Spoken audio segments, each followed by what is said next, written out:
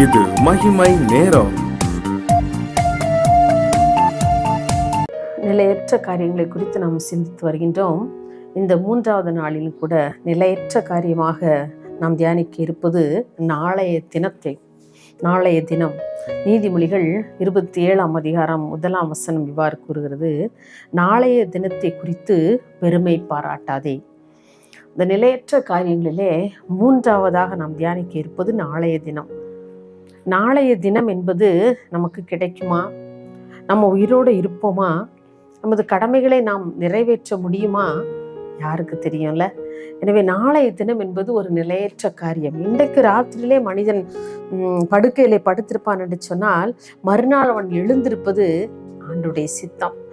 ஒருவேளை அவன் மரணத்திலே பிரவேசித்திருக்கலாம், அல்லது மகிமையிலே அவன் பிரவேசித்திருக்கலாம். பாருங்க, நாளைய தினம் மனுஷன் ரொம்ப பெருமை பாராட்டுவான்ல. நாளைக்கு நான் அப்படி செஞ்சிருவேன், நாளைக்கு நான் இப்படி செஞ்சிருவேன், நாளைக்கு நான் அங்கே ஃப்ளைட்டில் பறந்துடுவேன். ரொம்ப பெருமையாக நம்ம பேசுவோம். ஆனால் நாளைய தினம் அது நம்முடையது அல்ல. ஏன்னா வேதம் சொல்லுது, காலங்கள் அவருடைய கரத்தில் இருக்கிறது என்று சொல்லி நம்ம வேதத்திலே வாசிக்கின்றோம். பாருங்க, உலக வாழ்க்கையிலே நாம் அடுத்த நாள் அல்லது அடுத்த வாரம், அடுத்த மாதம், அடுத்த வருடம் போன்ற நாட்களுக்காக நாம் அநேக செயல்களை ஒதுக்கி வச்சிருப்போம்ல. நம்ம அடுத்த வாரம் இந்த இடத்துக்கெல்லாம் போகணும் அப்படின்னு நம்ம பிளான் பண்ணியிருக்கலாம். இல்லை அடுத்த வருஷம் என் குழந்தைய இங்கே சேர்க்கணும், அங்கே சேர்க்கணும், அப்படிலாம் சொல்லி என்ன செய்யலாம். நம்ம பல காரியங்களை நாம் பல மாதங்களுக்கு, பல வருடங்களுக்கெல்லாம் நம்ம சில செயல்களை நம்ம எதை செய்திருப்போம், ஒதுக்கி வச்சிருப்போம். ஆனால் அந்த செயல்களை நிறைவேற்றுவதற்கு நாம் இருப்போமா என்று சொல்லி யோசித்து பார்த்தால் தெரியாது. நம்ம இருப்போமாங்கிறது என்ன செய்யுது, கன்ஃபார்மாக கிடையாது. ஒரு நாள் ஒரு பத்திரிகை செய்தியிலே வாசித்தேன். ஒரு மணமகனுக்கும் மணமகளுக்கும் திருமணம் மறுநாள். அன்றைக்கு மணமகன் வெகு தூரத்தில் இருப்பதனாலே முந்தின நாளே அந்த மண்டபத்திலே தங்கி இருந்தாராம். பாருங்க, நைட்டில் நல்லா எல்லாரோடைய பேசிட்டு இருந்து நல்ல காரியங்கள் எல்லாம் கவனித்து மறுநாள் காலையில் அவருக்கு திருமணம். நைட் நல்லா தூங்கிட்டு இருக்கிறப்ப அவருக்கு அட்டாக் வந்திருக்கு. அப்படியே மரணம். மறுநாள் காலையில் போய் மாப்பிள்ளை எழுப்புங்கன்னு சொன்னால் எழும்பவே இல்லை. பாருங்க, அவர் நினைச்சிருப்பாரா? மறுநாளை குறித்து அவர் ரொம்ப கனவு கண்டிருப்பார்ல, என் திருமணம் அப்படி நடக்கும், இப்படி நடக்கும் அப்படிலாம் சொல்லி ரொம்ப அத்தனை பேர் வருவாங்க, ரொம்ப சீரும் சிறப்புமா இருக்கணும் அப்படின்னு சொல்லி ரொம்ப ஆசைப்பட்டிருப்பாரு. ஆனா எனக்கு உண்மையில அந்த பகுதியை வாசித்தப்போ ரொம்ப மனதுக்கு வேதனையா இருந்து, மனுஷனுடைய நாட்கள்லாம் இப்படித்தான் இருக்கு. ஆனா நம்ம எவ்வளவு பெருமை பாராட்டுறோம்ல. நான் அப்படி செஞ்சிருவேன், நான் நாளைக்கு இங்கே போயிடுவேன், அங்கே போயிடுவேன், அவரை பார்த்துருவேன், இவரை பார்த்துருவேன் அப்படின்னு சொல்லும்போது எவ்வளோ பெருமையான காரியங்களை நாளைய தினத்தை குறித்து, அடுத்த வாரத்தை குறித்து, அடுத்த வருடத்தை குறித்து நாம் எவ்வளவோ பெருமை பாராட்டுகிறோம். ஆனால் நாளை தினம் என்பதே அது ஒரு நிலையற்ற நாள் என்பதை நாம் என்ன செய்கிறோம், நாம் மறந்து போகிறோம். அதுதான் ஒவ்வொரு நாளும் கூட நம்ம காலையில எழும்பி ஆண்டவருக்கு நம்முடைய முழு மனதோடு நன்றி செலுத்தணும். அதே காலையில் எழும்பி நம்ம அவரோடு கூட பேசணும். ஆண்டவரே, இந்த நாளை எனக்கு நீங்க தந்தீங்கப்பா, உமக்கு நன்றி என்று சொல்லி ஒவ்வொரு நாளையும் நம்ம அவருடைய பாதத்திலே சமர்ப்பித்து அந்த நாளை தொடங்கும் பொழுது அது எவ்வளவு ஆசீர்வாதமாக இருக்கும் தெரியுமா? அவரோடு கூட பேசுகின்ற, உறவாடுகிற நேரம் குறைந்து போனால் அந்த நாள் நமக்கு ரொம்ப, என்னுடைய உணர்வுல அதுதான். சில வேளைகளில் நான் என்னுடைய அவசரமா நான் 10 நிமிஷம் குறைஞ்சு போயிரு ஜெபிக்கிறதுல, அந்த நாள் முழுவதும் எனக்கு இதையோ இழந்தது போல, என்னுடைய சந்தோஷத்தை இழந்தது போல எனக்கு ரொம்ப மனசு அலைப்பாஞ்சிட்டு இருக்கும் அப்படி. ஆனால் நான் அவரோடு கூட ஒரு அரை மணி நேரம் அப்படி ஸ்பெண்ட் பண்ணேன்னு சொன்னால் அந்த நாள் முழுவதும் அந்த சந்தோஷம் என்னில் நிறைவாக இருப்பதை நான் அடிக்கடி உணர்ந்திருக்கிறேன்.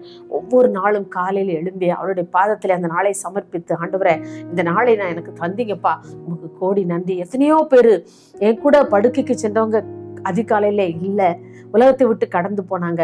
அவர்கள் எல்லாரிலும் நான் பரிசுத்தவான் அல்ல என்று சொல்லி ஒவ்வொரு நாளும் அவருடைய பாதத்திலே அந்த ஒவ்வொரு நாளை சமர்ப்பித்து நாம் ஜெபிக்கும் பொழுது ஆண்டவர் அதை ஆசீர்வதித்து தருகின்றார். ஆகவே நாளைய தினத்தை குறித்து நாம் பெருமை பாராட்ட வேண்டாம். மத்தேயு 6:34 வாசிக்கிறோம்: நாளைக்காக கவலைப்படாதிருங்கள், அந்தந்த நாளுக்கு அதனதின் பாடு போதும். ஆகவே எனக்கு அன்பானவர்களே, நாளைய தினம் என்பது நம்முடைய கையில் இல்லை, அது ஆண்டவருடைய கரத்தில் இருக்குது. ஒவ்வொரு நாளும் கூட அது அவருடைய கரத்திலே வைத்திருக்கின்றார். எனவே நிலையற்ற அந்த நாளைய தினத்தை குறித்து நாம் பெருமை பாராட்ட வேண்டாம். நாம் இன்னும் வேதத்திலே பார்க்கும்போது ஏசாயா 14ஆம் அதிகாரம் 13-14 வசனங்களிலே அந்த பாபிலோனின் ராஜா தன்னுடைய திறமைகளை எல்லாம் பயன்படுத்தி சொல்றான், நான் வானத்திற்கு ஏறுவேன், ஆராதனை கூட்டத்தின் பர்வதத்திலே நான் வீற்றிருப்பேன், உன்னதங்களில் ஏறுவேன், உன்னதமானவருக்கு ஒப்பாவேன். இப்படி தன்னுடைய எதிர்கால வாழ்க்கையை அழிந்து போகும் நிலையற்ற காரியங்களை பேசியதாலே அவனுக்கு நிகழ்ந்தது என்ன? அவன் தூதரிலிருந்து அவன் தள்ளப்பட்டான் என்று சொல்லி, அவனுடைய மேன்மை எல்லாம் அவனை விட்டு போய்விட்டது என்று சொல்லி நாம் பார்க்கிறோம் இல்லையா? நேபுகாத்நேச்சார் இப்படித்தான், இல்லை அவனுடைய பெருமையான வார்த்தைகள் நிமித்தம் அவன் மனுஷனிலிருந்து அவன் தள்ளப்படுகிறான். ஆம், எனக்கு அன்பானவர்களே, நாம் ஒவ்வொரு நாளையும் கூட நம் ஆண்டோடைய சமூகத்திலே அதிகாலையிலே எழும்பி நம்முடைய எல்லா காரியங்களையும் அவருடைய சமூகத்திலே ஒப்படைத்து, இந்த நாள் உங்களுடைய கரத்தில் இருக்கப்பா, நீங்க எனக்கு தந்திருக்கீங்க அப்படின்னு சொல்லி அவருடைய சமூகத்திலே ஒப்பு கொடுத்து, இந்த நாள் முழுவதும் நீங்க என் கூட வரணும், நான் பேசுகிற, சொல்லுகிற, செய்கிற, பார்க்கிற ஒவ்வொரு காரியங்களிலும் உடைய நாமம் பிரதிபலிக்கணும் அப்படின்னு சொல்லி நம்ம அவருடைய கரத்திலே நம்ம கொடுத்து நம்ம ஒவ்வொரு நாளையும் நம்ம ஆரம்பிப்போம் என்று சொன்னால் அந்த நாள் நமக்கு ஆசீர்வாதமான நாளாக இருக்கும். ஆகவே நாம் நாளைய தினத்தை குறித்து நாம் பெருமை பாராட்டவே வேண்டாம். நாளைய தினம் குறித்து நாம் பெருமை ஒரு நாளும் பாராட்டக்கூடாது. ஒவ்வொரு நாளையும் அவருடைய பாதத்தில் சமர்ப்பிப்போம்.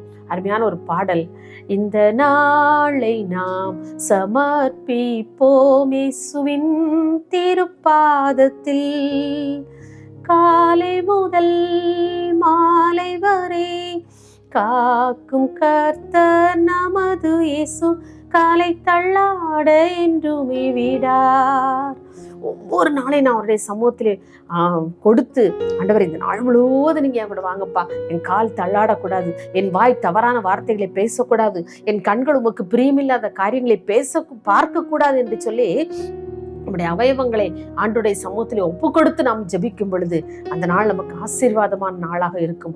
ஆகவே நாம் நாளைய தினத்தை குறித்து நாம் பெருமை பாராட்ட வேண்டாம். அந்தந்த நாளுக்கு அதனதின் பாடு போதும் என்று சொல்லி ஆண்டவர் நமக்கு கற்றுத்தந்திருக்கிறார் இல்லையா?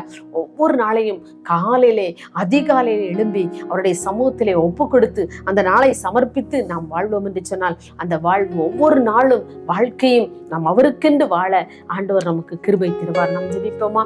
எங்களை நேசிக்கிற அன்புள்ள சுவாமி, இந்த அருமையான 3ஆம் நாளின் காலை வேளைக்காக உமக்கு ஸ்தோத்திரம் செலுத்துகிறோம்ப்பா. ஆண்டவர், இந்த நாளிலும் கூட நாளைய தினத்தை குறித்து நாங்கள் பெருமை பாராட்டக்கூடாது என்று சொல்லி நாங்கள் தியானித்தோம். அந்த நாளைய தினம் என்பது ஒரு நிலையற்ற காரியம் ஆண்டவரை. இன்றைக்கு நாங்கள் படுக்கைக்கு செல்லுகிறோமே, ஆனால் நாங்கள் நாளை காலையில் எழும்புவோமா என்று சொல்லி எங்களுக்கு தெரியாதப்பா. எங்களுடைய காலங்கள் எல்லாம் உம்முடைய கரத்தில் இருக்கிறதாகவே சாமி, நாங்கள் உம்முடைய கரத்திலே ஒவ்வொரு நாளும் அதிகாலையிலே எழும்பி அந்த நாளை ஆசீர்வதித்து தர எங்களுக்கு நாங்கள் உம்முடைய சமூகத்திலே நாங்கள் வாஞ்சிக்க அதிகாலையில் எழும்பி உம்மோடு கூட உறவாட எங்களுக்கு நீ கிருபை தரும்படியா ஜெபிக்கிறோம்.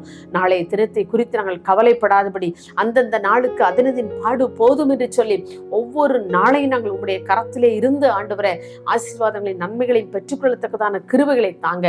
அப்படி எங்கள் ஒவ்வொருவரையும் நீங்கள் ஆசீர்வதிக்க போறதற்காக நன்றி. இயேசுவின் நாமத்தில் பிதாவே, ஆமேன்.